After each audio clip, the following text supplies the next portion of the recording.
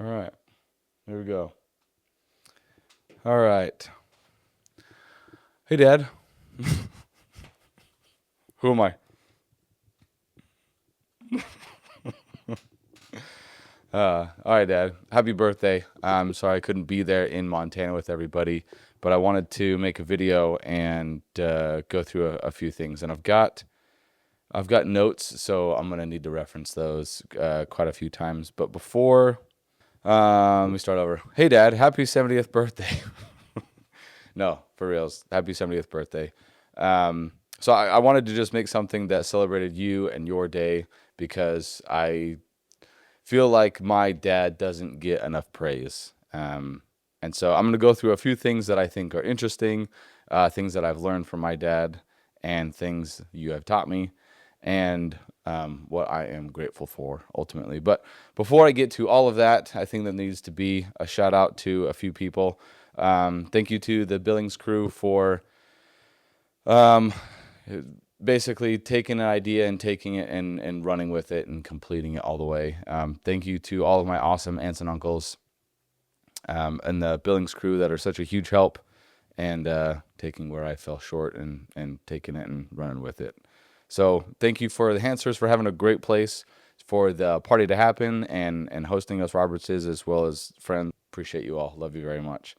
So I've been thinking about this for a few days now, and I've got it split up into about two different pieces. But even before that, I think we need to give some credit to Mary and Jack Roberts for having found each other so long ago and combining their already awesome genes to create such an awesome crew, you all, that we have today. And I'm thankful to be part of that as well. So, think about it. My dad is 70 years old, and although I can't speak for all of you, I'll meet 60-year-olds that seem old. They walk slow, they take extra long to stand up, and then the people that you meet in their 70s seem like absolute ancient humans that are still roaming the earth. No offense to anybody there in person. I'm going to assume that everybody is, because these genes that we share is nice and healthy and spry. My dad is still actively playing with his grandkids, rolling around on the floor, playing kickball with friends and family at Thanksgiving, and pretty active in a lot of other ways that people aren't in his age, or even younger. It's like sometimes when people hit retirement, it's like, boom, life is over. I can, I don't know, eat dinner mints and drink my Bud Light and just wither away. But, again, no offense to anybody that is younger than my dad that can't hear what I'm saying. The first half is things that I thought would be interesting. I thought this would be interesting, fun, and maybe a little bit funny to give a list of interesting things that have been invented since my dad has been alive. The first one is dirt. You're older than dirt? Just kidding. Salt. Okay, those are not real. Okay, in 1955, the polio vaccine was approved. Also in 1955, the hovercraft concept was patented. Does anybody know? I didn't either. By British engineer Christopher Cockerell. I only added that in there because his last name was fun to say. Also in 1955, the first nuclear-powered submarine was invented. I believe it was the first one to reach the North Pole. In 1956, the first hard disk drive was invented by IBM, obviously going for computers. Also in 1956, the first videotape recorder was introduced by, incorrect. The answer was Ampex, Ampex. I'm just guessing that nobody guessed that because I had never heard of that company before. Teflon-coated nonstick pans were brought to market. And now we know 60 years later that they have been slowly killing all of us each and every morning as we make our scrambled eggs. 1957, Sputnik 1 was launched by the USSR. 1957, the ultrasound for medical devices was invented, and first adopters of that were the Scots. Scotland was the biggest adopter of it in the early days. 1958, NASA was founded. 1959, the microchip was first patented. Also in 59, the photocopier was mass-produced. In 1959, the seatbelt becomes the standard in all cars. The first company to make the three-point seatbelt standard in all their cars was You guys didn't know this was going to be trivia in this video, did you? The answer is, I don't know who got it. Volvo is the first one. In 1960, we had the first working laser. I tried to look up what they used that for. I don't know. 1960, birth control pill approved. I'm sure that was a hot topic for this Catholic family. 1960, as well as the halogen light bulb for commercial use. And my first thought was, what are we using up until 1960? Like kerosene lanterns? A wrapped up piece of cloth on a piece of wood that you Indiana Jonesing it. 1964, the permanent press fabric. Wrinkle-free clothing. 1969, humans land on the moon. Apollo 11. Or did they? 1973, the first mobile phone call was made by person and company.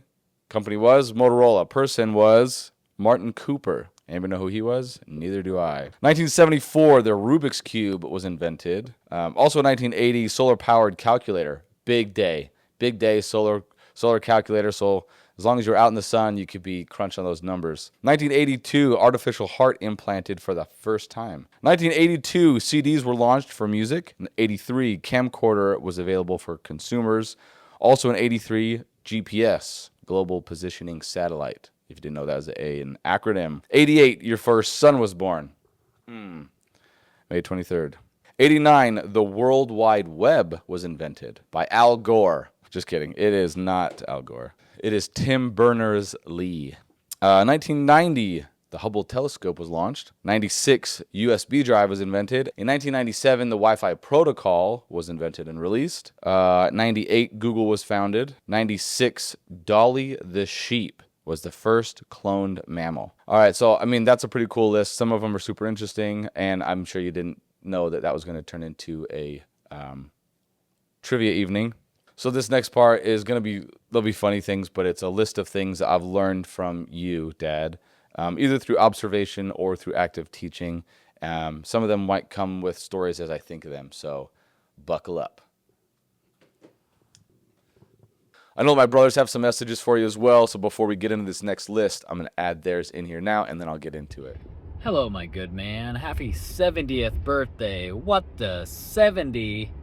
You're not 70. You're like 45 to 50. Anyways, I hope you have an awesome, fantastic birthday. I'll always be enjoying our phone calls and hanging out with one another. And keep kicking butt. Love you tons, Dad. Happy birthday. Woo! Happy birthday! 70 years old. I can't believe it. Can you believe it? Me neither. You gotta be like 50. You're the man. Oh my goodness, you just have yourself a good time, loving those people around you. I wish I could be there to hug you. But happy birthday, Dad. Love you, dog. This message is for you, Dad. To make this video, I trimmed my face, I shaved my face, put on a collared shirt, really overthought this video. I made a list of your qualities and attributes that I hold in high regard, and was definitely overthinking this video, and I think I get that attribute from you. A big thinker. We're both big thinkers, which is not a bad thing. It just helps us to be prepared. And one of the things that I also wrote down in my notes is how analytical of a mind you have, and how you've shared with me the ways that you have reasoned things. And every time that you've reasoned something out in your mind, you always come to that realization starting out from a very level playing field, weighing both sides and really coming out to a conclusion. And I really love hearing those thoughts that you share with me when you do share them. Of, for example, when you were joining the church, and when you were figuring out people, figuring out their characteristics, or big changes of should I do this or that, A or B. And I really love that about you. And it's something that has trickled down to us boys, the ability to reason. And one of the biggest reasons as to why I love you so much is you are such a stellar example. You are the example in my life of a man of service. You are the most service oriented men. You are the man. You're the man. You are the guy. You're not him because God is him, but you're the guy who is the most service oriented person that comes in my mind as my dad will always be one to put me or Austin or Landon or mom before yourself. And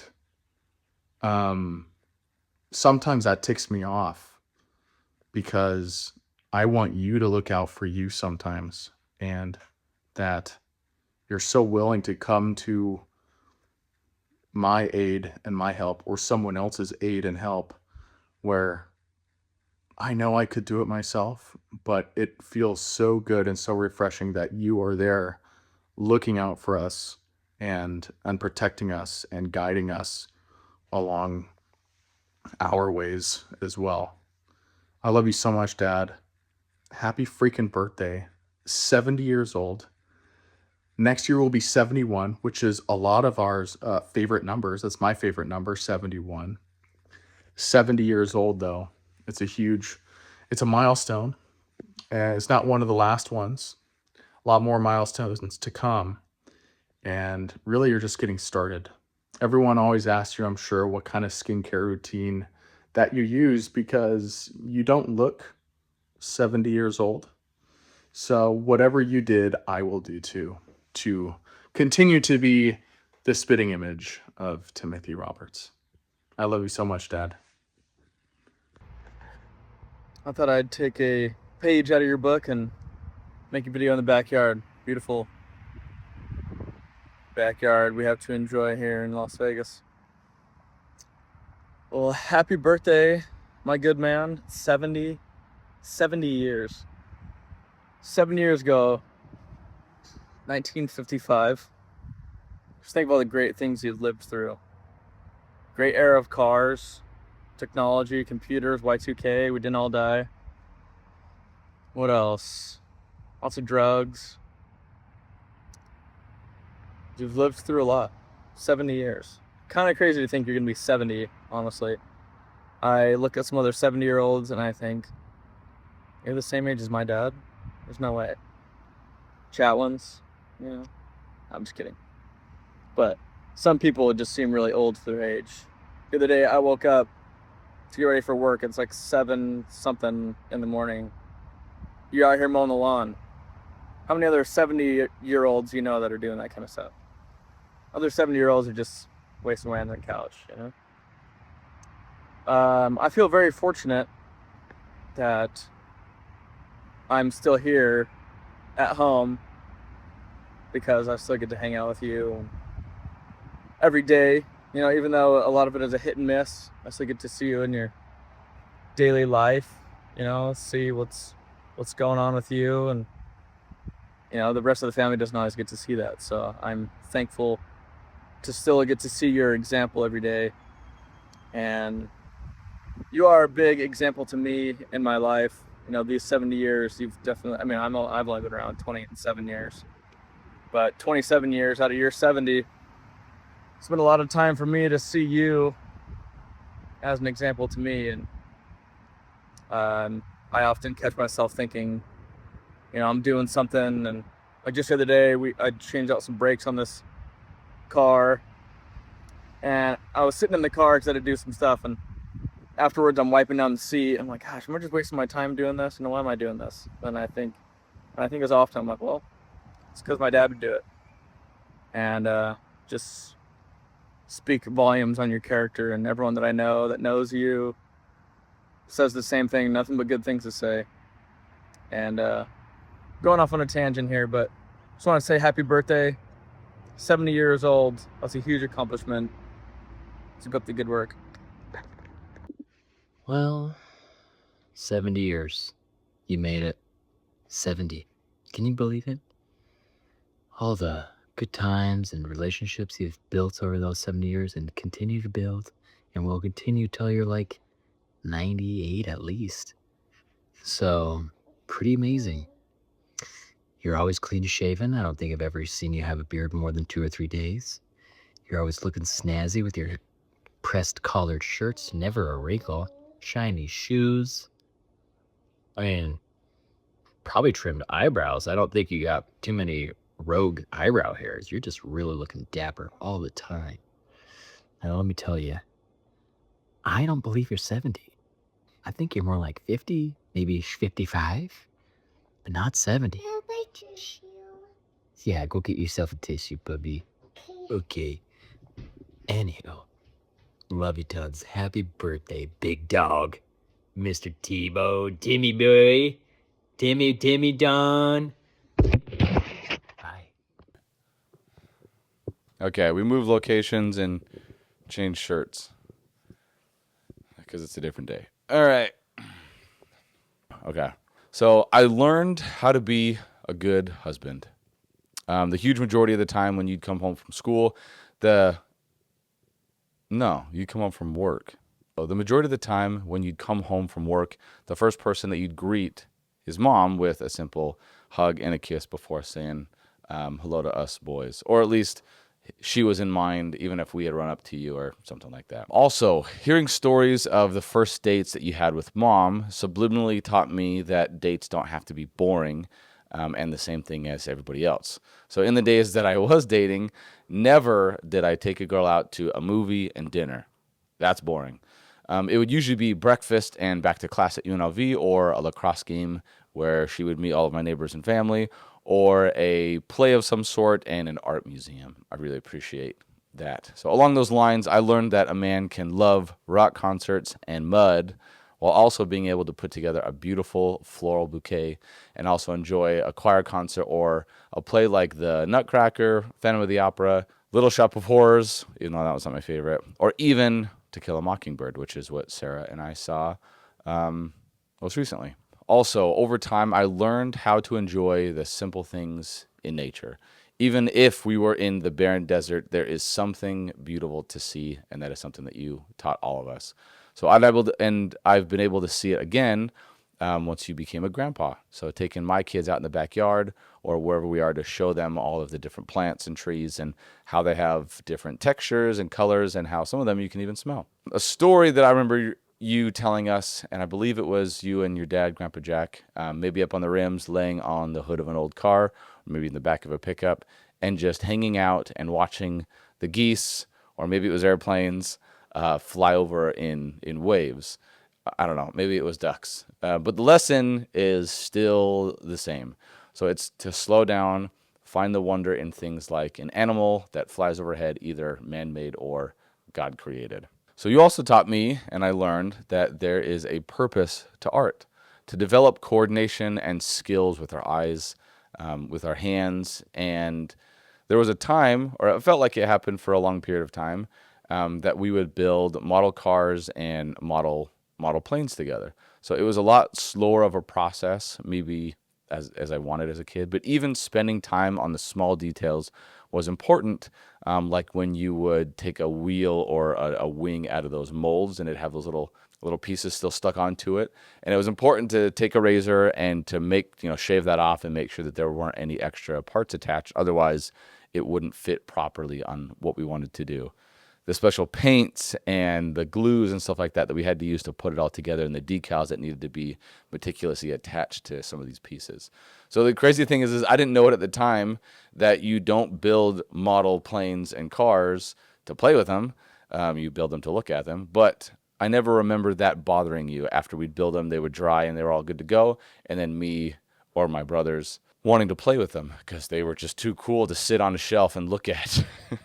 So another one with art that I learned from you was that you could always improve it. So this taught me that to always be learning is important regardless of what it is. So I remember some days after baseball games, you'd have a pad with a bunch of straight lines drawn on it.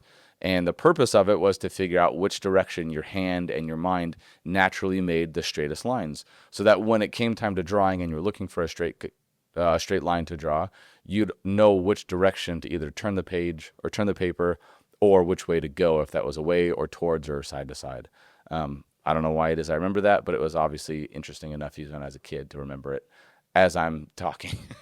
You and mom did a great job trying to recognize interests that your boys had and encouraging them when you noticed them. So I still remember the Christmas where I got a point and shoot Canon camera, and I still remember the very first photo that I ever took with that camera. And maybe I didn't know it at the time, but it looks like it probably engraved something in me that I would turn into a career using cameras and photos and videos later on in life. And when I went away to college, you let me borrow your old Minolta film camera. I had that cool looking strap, and we made sure that we had film and batteries for it. And I blew through like 8 rolls of film because I thought I knew that I was doing. I'm pretty sure after paying to get all those developed, there was maybe 6 images out of 8 rolls that developed into anything. And even then, they were whatever. But I learned. That's what I'm getting at. You helped teach all of your boys that it is good to take things apart. And sometimes encouraged. I remember taking apart a radio that had a 6-disc CD changer in it just to see how it worked. It didn't work after I took it apart and tried to put it back together, but that's not the point because I was able to see how it worked. But it was cool to see not only how it worked, but when it did work, to see all the components working on the inside. That whole skill, or what you had taught us of taking things apart, or at least not being afraid to do that, was that while encouraged, it transitioned into working on our bicycles, our cars, our motorcycles, our dirt bikes, and really anything electrical around the house. Or I guess anything else, because Landon has basically rebuilt the whole inside of his own house. And, Tate did tile work and that sort of thing for a while out in California or Utah. And this all taught us that we can figure out just about anything, and being able to pay attention to something as it's being disassembled and reassembled gives us the ability or the knowledge to put it back together. Still very invaluable, and Sarah has taught me that it's very attractive. Kudos coming from Dad. I'll give you an example. So recently, Indy had a lamp that had a short in the little rocker switch that would turn the light on and off. And that's a fire hazard, so we didn't use it for a minute, and so I bought a little $2 replacement rocker switch, stripped the wires, and then replaced it. And as I'm doing it, I could feel Sarah standing next to me in the kitchen watching me do it. And then she had made the comment later that, like, oh my gosh, it's so hot that you know how to do that. So while that wasn't my intention to fix it, it was just an added bonus of knowing how to fix things. Serves many purposes. So you also taught us to be self-reliant when we needed to. Asking for help is always good and necessary at times, but being able to rely on yourself in times of need or when there aren't any other trustworthy options available is a very valuable skill that I believe that I have, and I know my brothers do as well. I also learned what hard work looks like in a lot of areas of life. So even your brothers have mentioned in the past and telling stories about how Tim always had a pretty cool car, or even if it wasn't super awesome, it had a pretty cool stereo to match. I remember them saying things like, man, like he was always out there getting after it, working to have what it was that he wanted. Even though there are times where I don't want to do anything, where I feel like I'm not living up to like how my dad has always been, it is very much instilled into me where like I have to, like I can't not go. My dad is very kind, sometimes almost to a fault. And if he's helping you with something, he just innately wants to make sure that there is as much off of your shoulders as possible, to the point that momentarily he might forget that he has a family, other projects of his own to take care of, or maybe he needs to be somewhere for an event that he forgot. But he's so involved in what it is he's doing to help somebody that that doesn't matter in that moment. And that, while might be frustrating to my mom sometimes, is great. Is great. So, but what an awesome skill and trait to have, that you not only you have been able to help all these people, it's for so many years in your life, been able to help out so many people in so many different ways. I have a recent example for that one. Recently, Dad was at our house, and we have this little white noise machine that sits in Donna's room, and it's got a little knob on it that's a little wonky, but it works, so who cares? But that wonkiness of the dial, my dad noticed that enough that he decided, wow, it must be annoying for Austin and Sarah. And also, the pitch of the sound machine was too high or too loud or something like that for my dad, and he thought that it wasn't good for Donna, which maybe this is grandfather intuition.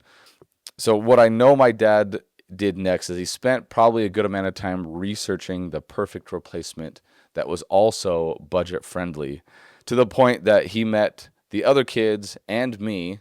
See what I did there, Dad? At school the next morning to make sure that he could hand off the new sound machine, so that I had it available that night for bedtime. Wait, I thought of another story or two.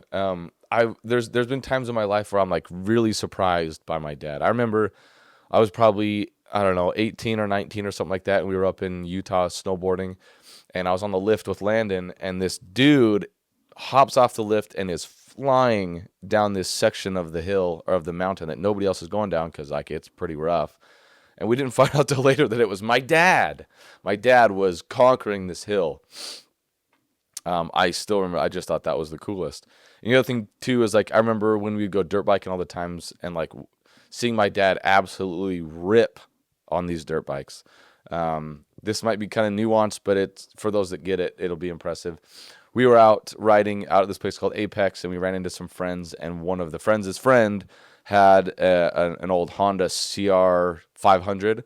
Like that's a mean bike. And so my dad hops on it, and there was this big cavern in where we were. So like my dad decided to go to go to the top of this cavern and basically just drop in and like just go up the other side, which is pretty, I don't know, maybe it wasn't as steep as I remember, but like I remember standing on the edge and like looking down, and it felt like really far down. So he hops on this Honda, rips to the edge, flies down, and you can hear the bike die halfway down. And I'm like, oh, I know that sound. That's not good typically. But in a split second, my dad makes sure that it's in gear, pops the clutch again. You can hear it start, and then he flies back up the other side, and then again, rips down the dry lake bed or wherever we were. So there's been plenty of times like that where I like am impressed by my dad. This is one of the last ones for now. Now this one's kind of for both my mom and my dad, because it's important to me.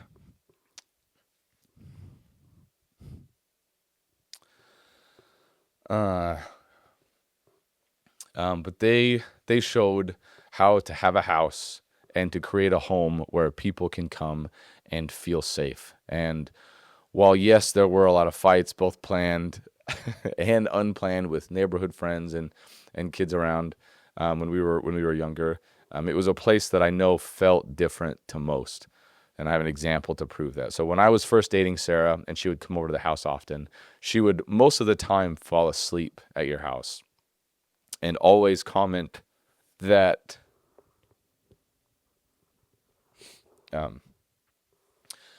she would always comment that it was always so peaceful that she was able, even in a new family's house that she had recently met, to be able to fall asleep.